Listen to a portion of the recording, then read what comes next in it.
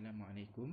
My name is Muhammad Husaini bin Muhammad Husni and I'm from 2BABM2.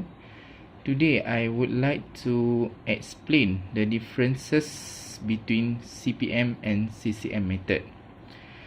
So the first one is for the critical path method, it has a resource focus. Meanwhile, for critical chain method is a task order. Second, for critical path method, it concentrates on tasks in terms of resources and time efficiencies, causing schedule risk. For critical chain method, it addresses the human response to execute multiple tasks and divides the work into natural work streams. Next, here is the example for critical path method. This is an example of project network with the critical path equal to 22 times. While on my right hand side is the example of critical chain method. This is an example project network with critical chain method equals to 24 times due to incompression of resources. That's all from me. Thank you.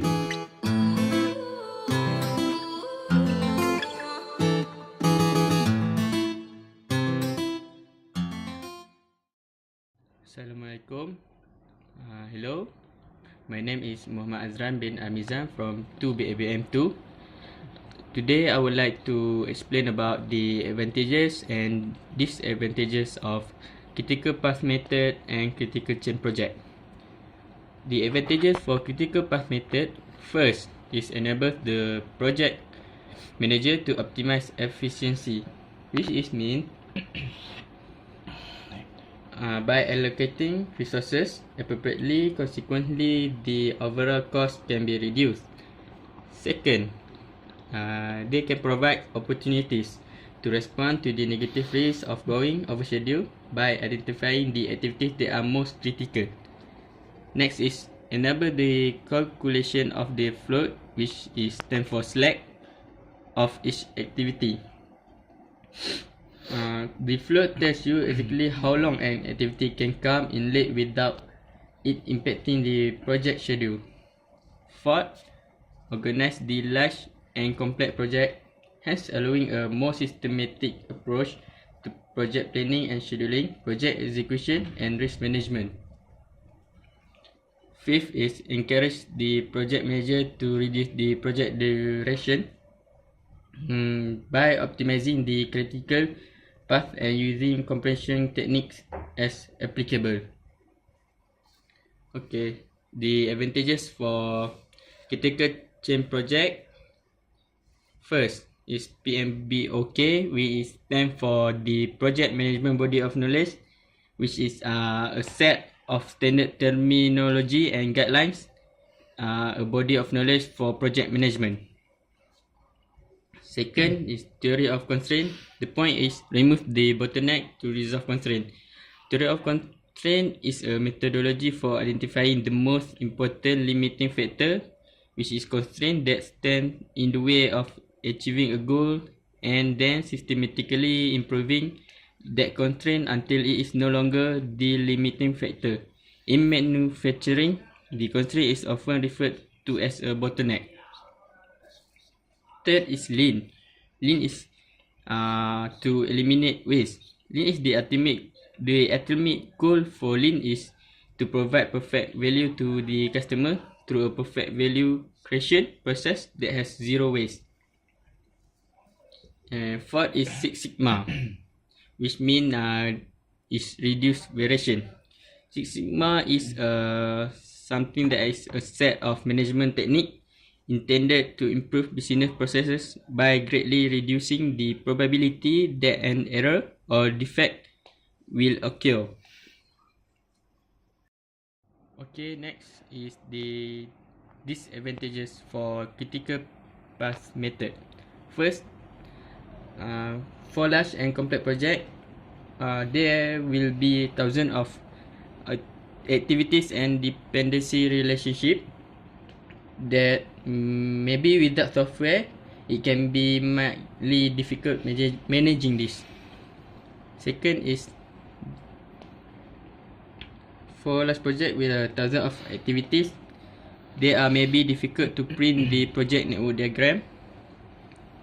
Third is, complex activities may be impossible to represent accurately on the network.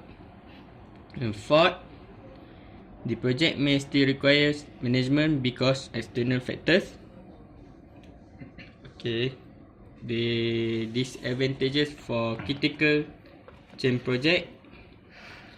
First is encourage multitasking, which is the safety is added knowing that the resources will not be able to focus on the task, and hence encourage to multitask on multiple projects at a time, which significantly impacts to all projects. Second is not claiming early completion, which is in order to preserve the safety concept in future project, resources do not report tasks completely early. Obviously, through there is no way to hide a late completion. Third is triggering the student syndrome. In the resources assigned to the task, they have more than enough time to do the task. Therefore, they start the task late, using up all the safety. Okay, next is why there are some group of organization discriminating CPM and the other on CCP, because they are considered from the advantages and disadvantages of CPM and the other on CCP. From our opinion, first is emphasize focusing on the project schedule. Then further, it also reduce project changes for the second. And third is major sources of project cost overrun by improving schedule performance. By this is accomplish this result by changing the project plan, the project measurement and control system, and certain behavior by the project team and supporting personnel. The critical chain plan effectively eliminates most resources contention before the project starts and uses buffer for project control. And that's all from me. Okay, thank you.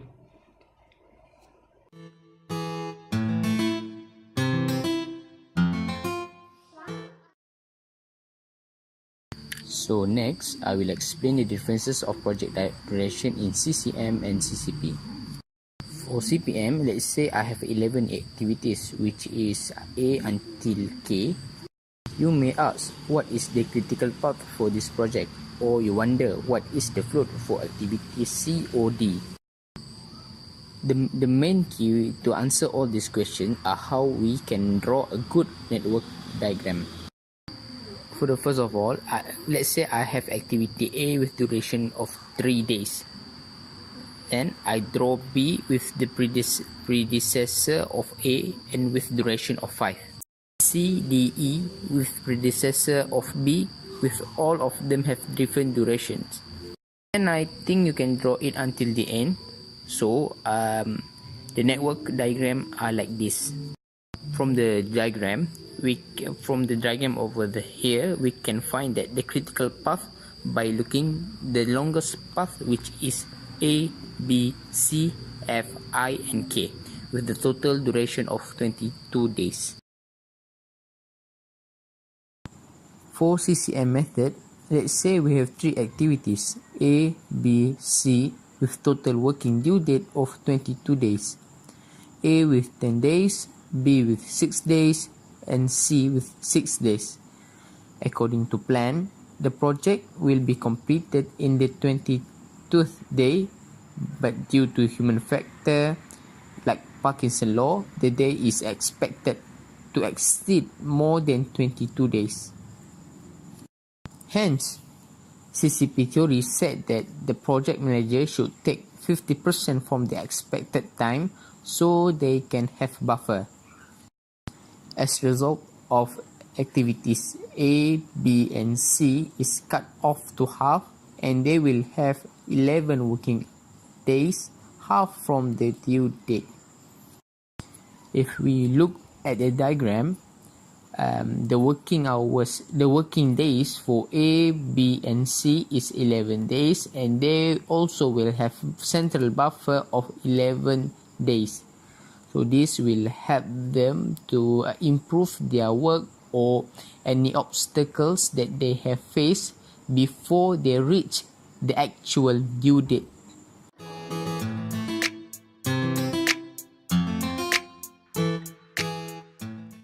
Going to look at a practical way of applying the CCP and the CCM through the toilet upgrade project in KLIA. So, the first task is to identify all the major activities, which are attain new plan, buy materials, destroy current structure, fit in new pipes, fit in new tiles, fit in new chambers, fit in other accessories like hand blowers, soap dispensers. So now we're moving on to project scheduling using critical path and critical chain. So our project has got a total of 7 activities, which are A, B, C, D, E, F, and G. And they all have predecessors, and the duration is shown on the far right. So here we have a network diagram to represent the critical path analysis. So A, B, C, E, F, and G are our critical path, and A, B, C, D, G are our non-critical activities and form the non-critical path. Now we move on to the critical chain. For the critical chain, we take the same diagram that we use for the critical path. The following are critical chain steps. So step 1, you add buffer. You add feeder buffer. So the feeder buffer is added at the end of each non-critical path. Then you add project buffer, and the project buffer is added at the end of the last task. Then these buffers are based on 50% probability of the durations that we had at first. Second step is to calculate project buffer. So the project buffer is made up of activities A, B, C, E, F, G. Since these are the critical path, the duration is 18 based on the CPM schedule. So using 50% probability, this will be 18 divided by 2, which gives us 9 days. So 9 days becomes our project buffer. So how you calculate the feeder buffer? You do the same thing. A, B, C, D, G are our non-critical activities, and therefore they form the non-critical path. So A, B, C, D, G durations times 50% gives you the feeder buffer. And this is the illustration of what we have. So 9 becomes the feeder buffer, and we calculate A, B, C, D, and G, which are our non-critical activities.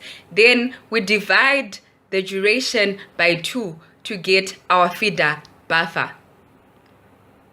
So 6.5 becomes our feeder buffer.